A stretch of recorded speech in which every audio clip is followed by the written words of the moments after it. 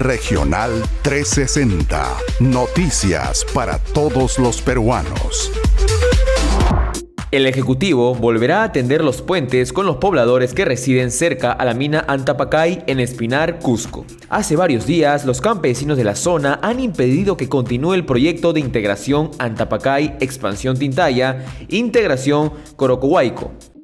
La razón de esta medida por parte de los pobladores de Espinar es que las obras de esta mina afectan la salud.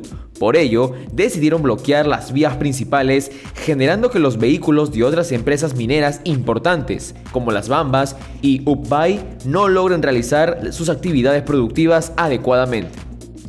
Por su parte, la superintendente de comunicación de la minera Antapacay, Teresa Charca, recordó que la empresa minera desde 2010 al 2020 ha entregado $800 millones en canon y regalías a Espinar. Esto generó una mejor estabilidad social y oportunidades laborales para los comuneros. Además, es a través del canon y regalías que distritos como San Marcos, Ancash, Megantoni, Cusco, Chimbote, Ancash, Yarabamba, Arequipa, Coronel Gregorio Albarracín, Tacna, entre otros más, se beneficiaron con más de 2.000 millones de soles.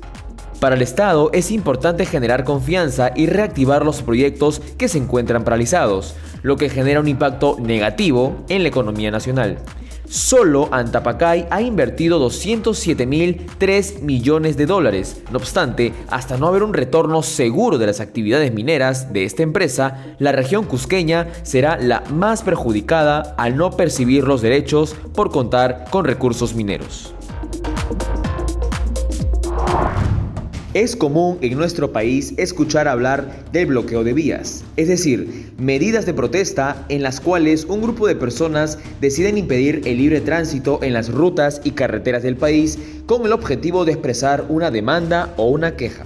Por mencionar algunos casos, solo en los últimos días se han visto bloqueos en la mina Yauricocha, en Yauyos, Lima provincias, en Valle del Tambo, Arequipa y en Aymaraes, Apurímac. Muchos de estos bloqueos suceden ya que algunas comunidades de zonas mineras del Perú no sienten confianza en las empresas mineras para que operen con los recursos de la zona, como es el caso de los pobladores de Yauricocha y Valle del Tambo. Otros, al ver que sus demandas no son atendidas por el gobierno, deciden manifestarse empleando el bloqueo. Este es el caso de las protestas ocurridas en Aymaraes. Sin embargo, es importante destacar que el bloqueo de rutas es un delito contemplado por el artículo 200 del Código Procesal Penal y conlleva posibles penas de cárcel de hasta 10 años. En efecto, si bien la ley permite la protesta amparada en el derecho a la libertad de expresión, además de permitir tanto el paro definido como indefinido, los bloqueos son considerados como delitos ya que atentan contra el derecho al libre tránsito de la ciudadanía. De hecho, el bloqueo de rutas es considerado como un acto de extorsión.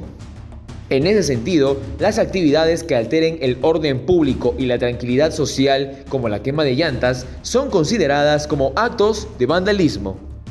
Además, está penada la acción de tomar como prisioneros o rehenes a personas o policías durante una protesta, pues al realizar este deplorable acto, las personas podrían ser acusadas de secuestro agravado, delito penado con un periodo de cárcel no menor de 20 ni mayor de 30 años.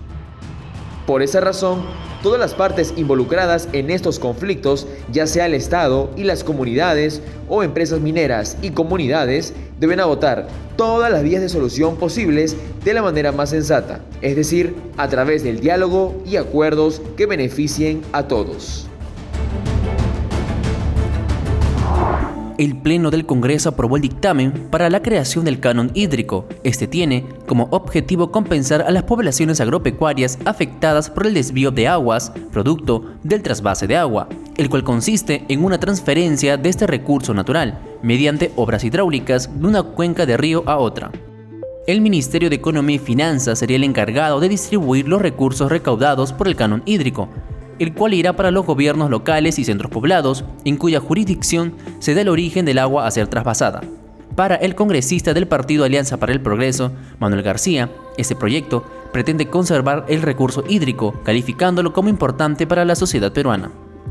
Por otro lado, surge la duda si es que esto servirá en verdad para la mejoría de la población. Como se sabe, la constante inestabilidad política que afecta al país, sumado a la ineficiencia de las entidades del Estado, solo generan conflictos sociales y numerosas críticas al gobierno actual. Asimismo, esta medida se suma al canon recibido por el sector minero.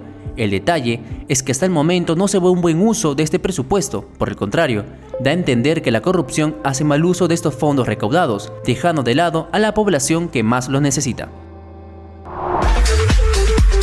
La noticia que importa en tu región desde Lima y todos los rincones del país. Regional 360.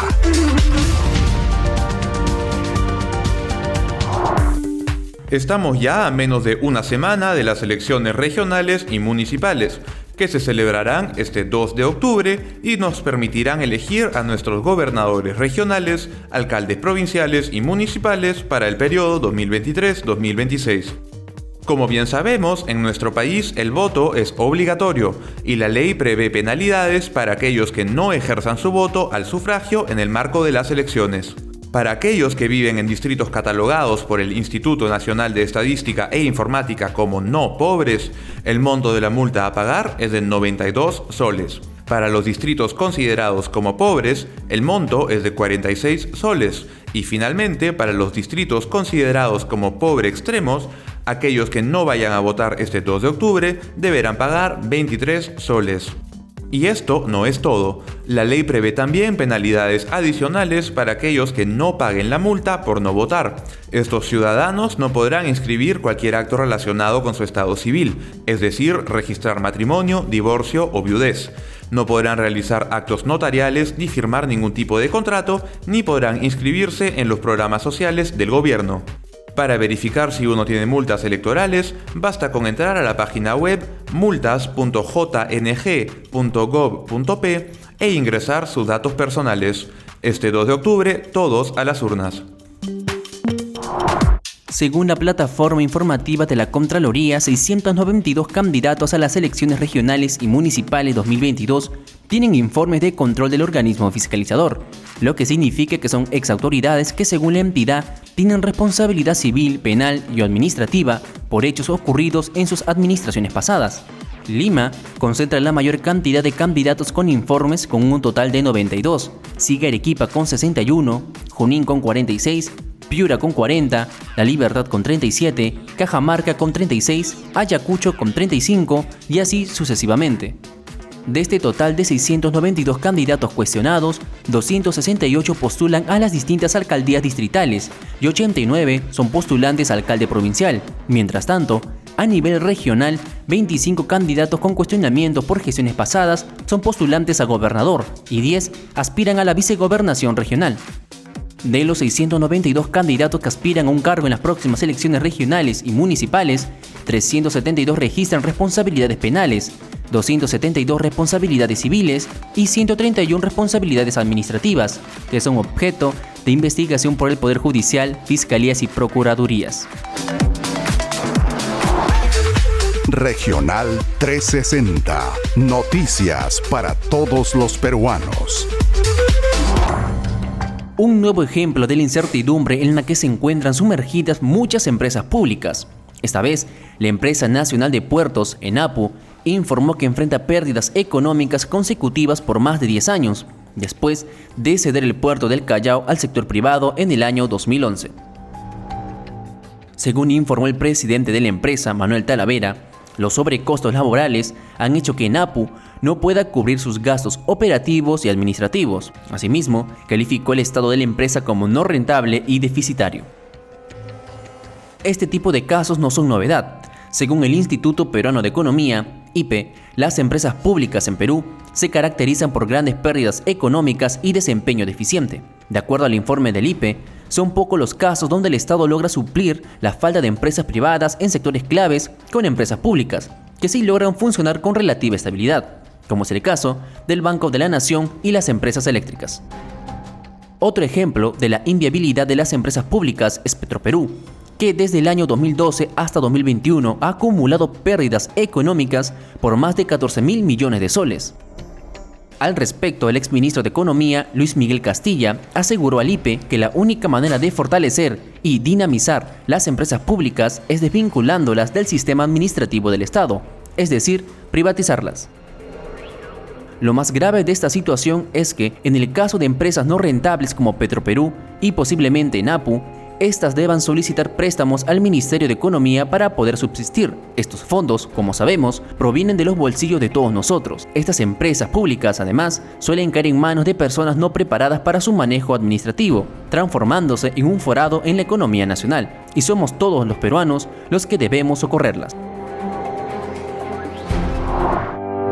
En medio de la crisis de la educación superior en nuestro país, propuestas planteadas en el legislativo amenazan con agravar la situación. Luego del vencimiento de la ley de moratoria, la cual no permitía la creación de nuevos centros de estudios superiores, la bancada legislativa de Perú Libre impulsa la creación de 8 universidades en Lima, Cusco, Ayacucho y Cajamarca. Para el director del Centro para el Análisis de Políticas Públicas de Educación Superior, Jorge Mori, estas iniciativas por parte de Perú Libre no son más que una clara muestra de populismo y demagogia. Además, esta propuesta jugaría con las expectativas de la población que necesita estudiar en un centro educativo superior óptimo. En ese sentido, agregó que esta medida no permitiría atender las necesidades actuales de los estudiantes en educación superior, ya que la creación de una universidad toma entre 3 y 5 años. Es por ello que, ante esta realidad, el especialista propone abrir más filiales, es decir, sedes, de las universidades públicas ya existentes en las regiones, lo cual permitiría llevar la educación a las zonas del país que más las necesitan de manera más rápida y eficaz, ya que estas filiales contarían con el respaldo de la universidad matriz. Para esto, señaló, se necesitaría que el Ministerio de Economía y Finanzas dé luz verde al desembolso de presupuesto para la creación de filiales. Cabe recordar que en la actualidad, la educación superior en nuestro país se encuentra en una encrucijada. A pesar de los progresos en calidad de la enseñanza logrados por la Superintendencia Nacional de Educación Superior Universitaria, SUNEDU, el proceso de licenciamiento universitario ha causado el cierre de 48 universidades y 2 escuelas de posgrado a nivel nacional, afectando a más de 200.000 estudiantes que no pudieron culminar sus estudios. Las regiones con más centros educativos superiores cerradas son Arequipa, Lambayeque y La Libertad, con 4 cada una. Por lo tanto, urgen medidas con sustento técnico que puedan responder a las necesidades de estos jóvenes. La modalidad de obras por impuesto se consolida como una opción viable para la ejecución rápida y efectiva de proyectos a favor de la población de nuestro país.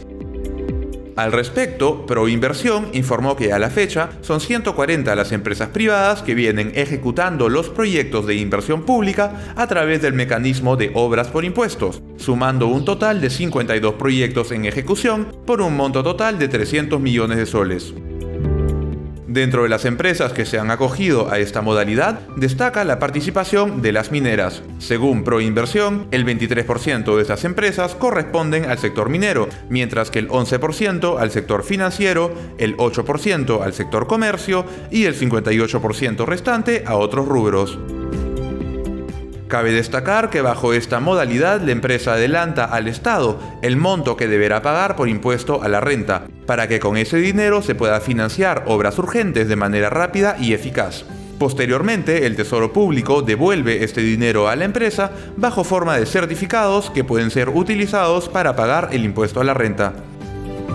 Asimismo, las regiones donde la mayor cantidad de obras por impuesto han sido adjudicadas este año son Ancash, Cajamarca, Apurímac y Huánuco. Se trata de una modalidad que permite agilizar el gasto público, generando puestos de trabajo en distintos puntos del país y contribuyendo al desarrollo de la infraestructura en el Perú. El 26 de septiembre de 1892 nació en Arequipa Honorio Delgado, reputado médico psiquiatra, filósofo, educador, lingüista y biólogo peruano. Honorio Delgado fue el primero en difundir las teorías psicoanalíticas en el Perú y uno de los primeros en la lengua hispana. De hecho, fue tanta la influencia que tuvo en su momento que el mismo Sigmund Freud lo citó en su obra Historia del movimiento psicoanalítico. Además, Honorio Delgado es considerado como uno de los fundadores de la psicología en el Perú, una eminencia que merece ser reconocida. Regional 360. Noticias para todos los peruanos.